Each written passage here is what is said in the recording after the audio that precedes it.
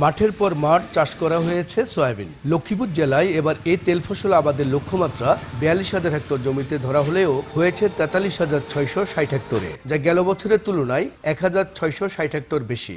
ইনশাল্লাহ বাম্পার ফলন পাবে এবং আমরা উপকৃত হতে পারবো। আগের তুলনায় এবার ভালো হবে আশা করা যায়। আমাদের ফসল খুবই ভালো রয়েছে। 10-15 হাজার টাকা খরচ হয়েছে, আল্লাহ দিলে 40-50 হাজার টাকা বেচতে পারবো। কৃষি কর্মকর্তারা জানান, চাষিরা আগে স্থানীয় সোয়াক জাতের সয়াবিন বীজ বপন করতেন। এবার সরবরাহ করা হয়েছে উচ্চ ফলনশীল জাতের বিনা সয়াবিন 5 ও 6 এবং বিউ জাতের সয়াবিন বীজ। ফলনটা তুলনামূলকভাবে বেশি হচ্ছে এবং কৃষকরা দিন দিন সয়াবিন চাষে আগ্রহ হচ্ছে। অনুকূল আবহাওয়া ও চাষাবাদে আধুনিক পদ্ধতি ব্যবহারে এবার আবাদি জমি বৃদ্ধির সঙ্গে উৎপাদনও লক্ষ্যমাত্রা ছাড়াবে বলে আশা কৃষি বিভাগের। পরিবেশ পরিস্থিতি এরকম থাকে তাহলে হয়তো আমাদের এই লক্ষ্যমাত্রা ছাড়িয়ে উৎপাদন আরও বেশি হবে। চলতি মৌসুমে সয়াবিনের উৎপাদনের লক্ষ্যমাত্রা ধরা হয়েছে 87,000 মেট্রিক টন, যা গেল বছরের চেয়েও 9,000 মেট্রিক টন বেশি।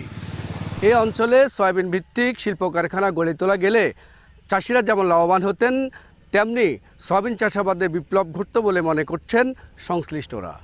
কমলনগরের চর লরেন্স এলাকা থেকে মাজহারুল আনোয়ার টিপু, সময় সংবাদ, লক্ষ্মীপুর।